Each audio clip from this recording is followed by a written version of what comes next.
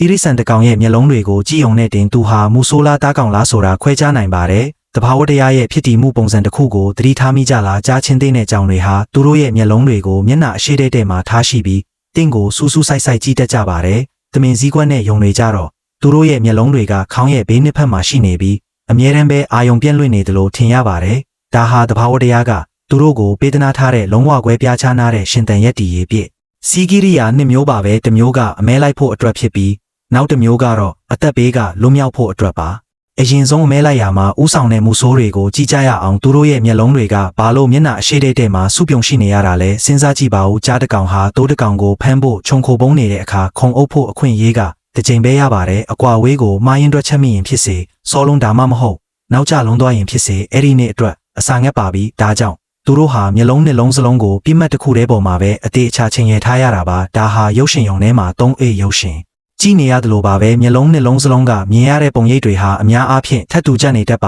တယ်ဦးနောက်ကဘယ်ဘက်မျက်လုံးနဲ့ညာဘက်မျက်လုံးမြင်ရတဲ့အမြင်အာရုံရဲ့တင်းငယ်တဲ့ကွာခြားချက်တွေကိုနှိုင်းယှဉ်ပြီးအချက်အလက်တွေကိုချက်ချင်းတွက်ချက်လိုက်ပါတယ်အဲ့ဒီပြစ်မှတ်ကငါစီကနေဘလောက်အကွာဝေးမှာရှိလဲအဲ့ဒီနေရာကိုရောက်ဖို့ငါဘလောက်မြင်မြန်ပြေးရမလဲဆိုတာမျိုးပေါ့ဒါကိုနှစ်ထပ်မှန်ပြောင်းကြည့်အမြင်အာရုံလို့ခေါ်ပါတယ်ဒီလှုပ်ဆောင်ချက်အတွက်အသားစားတတဝါတွေဟာသူတို့ရဲ့ဘေးပတ်ပတ်လဲမြင်ကွင်းအကျဲကိုဆွန့်လွတ်လိုက်ကြရပါတယ်ကြားတကောင်ကိုကြည့်လိုက်ပါသူဟာသူ့ရဲ့နောက်ွယ်ကဘာကိုမှမမြင်နိုင်ပါဘူးဘာဖြစ်လို့လဲဆိုတော့သူဟာတိုက်ခိုက်သူဖြစ်နေလို့ပါပဲသူတို့ရဲ့ဂေဟစနစ်နယ်ပယ်ထဲမှာပြစ်မှတ်ကိုအသေးချာချင်းရဲဖို့နဲ့တစ်ချက်တည်းနဲ့အမိဖမ်းနိုင်ဖို့ကသာပထမဦးစားပေးဖြစ်ပါတယ်သူတို့ရဲ့ကြောပြင်ကိုကာကွယ်နေဖို့မလိုပါဘူးဘာလို့လဲဆိုတော့ဘသက်တော်မှသူတို့ကိုနောက်ကနေခြုံခိုတိုက်ခိုက်ရဲမှာမဟုတ်လို့ပါပဲအခုတခါခုခံကာကွယ်ရတဲ့အနေအထားမှာရှိနေတဲ့တတဝါတွေဘက်ကိုလှည့်ကြည့်ရအောင်တမင်တွေနဲ့ယုံတွေအတွက်ဘဝဆိုတာဖိအားတွေပြည့်နှက်နေတဲ့အသက်ရှင်ကြံရေးကစားပွဲတစ်ခုလိုပါပဲချင်းသေးတကောင်ဟာမြက်ခင်းပြင်ထဲကနေအချိန်မရွေးခုန်ထွက်လာနိုင်ပါတယ်သူတို့အနေနဲ့ချင်းသေးမှာနှုတ်ခမ်းမွေးဘယ်နှစ်ချောင်းရှိလဲဆိုတာကိုအသေးစိတ်မြင်နေဖို့မလိုပါဘူးချင်းသေးရှိမရှိနဲ့ဘယ်နေရာမှာရှိနေလဲဆိုတာကိုပဲတီးဖို့လိုအပ်တာပါဒါကြောင့်လဲသူတို့ရဲ့မျက်လုံးတွေဟာဦးခေါင်းရဲ့ဘေးဘက်အကျဆုံးနေရာတွေမှာရှိနေပြီးပတ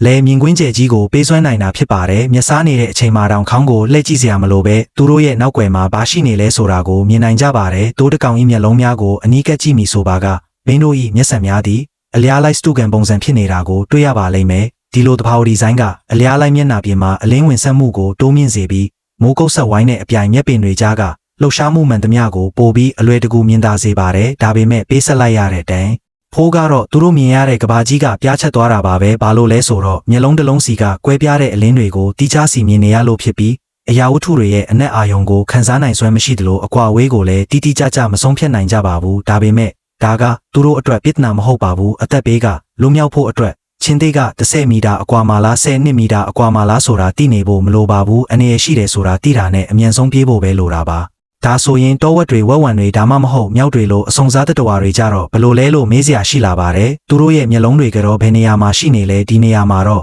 ပိုပြီးနဲ့တဲ့တဘာဝတရားရဲ့ရှိုးဝက်ချက်တစ်ခုရှိနေပါတယ်တကယ်တော့တင်းမျက်လုံးရဲ့ဒီနေရာဟာတင်ပါကိုစားလဲဆိုတာပေါ်မှာမူတည်တာမဟုတ်ပဲတင်ပါကိုအကြောက်ဆုံးလဲဆိုတဲ့အပေါ်မှာမူတည်နေတာပါတောဝက်တကောင်ကိုကြည့်ကြည့်ပါသူကအသားကိုလည်းစားတတ်ပေမဲ့သူ့ရဲ့မျက်လုံးတွေကဘေးဘက်မှာပဲရှိနေသေးပါဘာလို့လဲဆိုတော့ကြားတကောင်ရဲ့အမြင်မှတော့တောဝက်ဟာတားကောင်တက်တက်ပဲဖြစ်နေလို့ပါပဲအသားတစ်လုံးလောက်စားနိုင်ဖို့ကအဓိကမဟုတ်ပါဘူးကြားလာနေတာကိုကြုံမမြင်လိုက်လို့ကတော့တကယ်ကိုအသက်ပြောက်သွားနိုင်ပါတယ်အခုဝက်ဝံကိုတစ်ချက်ကြည့်ရအောင်သူကတစ်သီးတွေကိုလည်းစားသလိုငါးတွေကိုလည်းဖမ်းစားပါတယ်ဒါပေမဲ့သူ့ရဲ့မျက်လုံးတွေကတော့အရှိတဲ့မှာရှိနေပါတယ်ဘာလို့လဲဆိုတော့ဝက်ဝံဟာအစားအစာကွင်းဆက်ရဲ့ထိတ်ဆုံးမှာရှိနေပြီးခန္ဓာကိုယ်လည်းထွားကြိုင်းတဲ့အတွက်သူ့မှာတဘာဝရန်သူရဲလို့မရှိတလောက်မို့လို့ပါပဲသူဟာကိုကာကွယ်နေဖို့မလိုပါဘူးမြစ်ထဲကငါးတွေကိုပဲအာယုံစိုက်ပြီးဖမ်းဖို့လိုအပ်တာပါစိတ်ဝင်စားဆုံးကတော့မြောက်တွေပါပဲသူတို့ဟာအတီးရွက်တွေကိုပဲအဓိကစားကြတာပါဒါပေမဲ့သူတို့ရဲ့မျက်လုံးတွေကတော့မူဆိုးတယောက်လိုပဲမျက်နှာအရှိတဲ့မှာရှိနေကြပါတယ်ဘာဖြစ်လို့လဲအကြောင်းရင်းကတော့သူတို့ဟာတစ်ပင်ထက်မှာနေထိုင်ကြလို့ပါပဲမြောက်တွေအတွက်တော့သူတို့ရဲ့အကြီးမားဆုံးရန်သူဟာကြားတွေမဟုတ်ပါဘူးကဘာမြေရဲ့ဆွဲငင်အားပါပဲမီတာ10ကနန်းလောက်မြင့်တဲ့အကိုင်းခတ်တွေကြားတဲ့ခုံပြန်ကူးလို့ဖို့အတွက်သူတို့ဟာအကိုင်းတစ်ခုနဲ့တစ်ခုကြားကအကွာဝေးကိုအလွန်တိကျအောင်တွက်ချက်နိုင်ရပါမယ်အကဲကဘာကြီးကိုပြားချက်မျက်နှာပြင်ဖြစ်ပဲမြင်ရလို့ခြေလန်းတလန်းမလိုက်တာနဲ့မတွေးဝန့်စရာအကျိုးဆက်တွေဖြစ်လာနိုင်ပါတယ်ထို့ကြောင့်ပဲကဘာဆွဲငင်အားကိုအန်တုနိုင်ဖို့အတွက်သူတို့ဟာမူဆိုးတယောက်လိုမျိုးသုံးဖက်မြင်အနက်အာယုံကိုမြင်နိုင်တဲ့စွမ်းရည်ကိုပိုင်ဆိုင်ခဲ့ရတာပါနောက်ဆုံးမှာတော့ကျွန်ုပ်တို့ကိုပြန်ကြည့်ရအောင်ကျွန်ုပ်တို့ရဲ့မျက်လုံးတွေကိုထိကြည့်လိုက်ရင်မျက်နှာအရှိတဲ့မှာရှိနေတာကိုတွေ့ရပါလိမ့်မယ်ဒါဟာတစ်ပင်ထက်မှာရှင်တန်ကြီးထွားခဲ့တဲ့ကျွန်ုပ်တို့ရဲ့မြောက်ဝံဘိုးဘေးတွေစီကနေအမွေဆက်ခံခဲ့တဲ့တဘာဝသုံး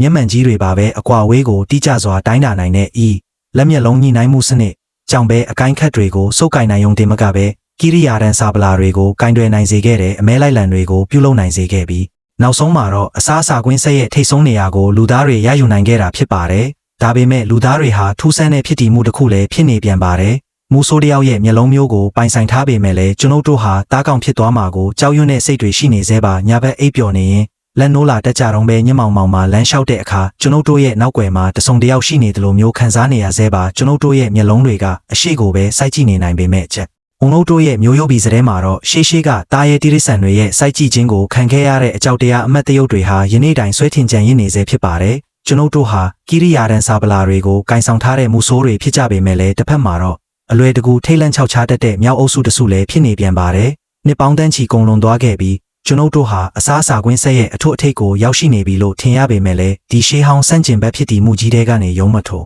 အဲ့နိုင်သေးပါဘူးဒါဟာလူသားမျိုးနွယ်ရဲ့အမှန်ကန်ဆုံးသောပုံဖော်ချက်လည်းဖြစ်ကောင်းဖြစ်နိုင်ပါတယ်ကျွန်ုပ်တို့မှာကြေတာယာတွေကိုမော့ကြည့်ရဲတဲ့မျက်လုံးတွေရှိတယ်အနာဂတ်ကိုမျှော်ကြည့်ရဲတဲ့မျက်လုံးတွေရှိတယ်ဒါပေမဲ့လည်းကျွန်ုပ်တို့ရဲ့ရင်ဘတ်ထဲမှာတော့အမောင်ထုကိုကြောက်ရွံ့တတ်တဲ့ရှေးဦးနှလုံးသားတဆုံဟာအခုထိတုံရင်စွာခုန်ခိုင်းနေစေပဲဖြစ်ပါတော့တယ်ဒီလိုစိတ်လှုပ်ရှားစရာတောတိုင်းတိရစ္ဆာန်ဇလန်းတွေကိုနေတိုင်းကြည့်ချင်ရင်ဖော်လို့လှုပ်ထားဖို့မမေ့နဲ့နော်နောက်ဗီဒီယိုမှာထပ်တွေ့ကြမယ်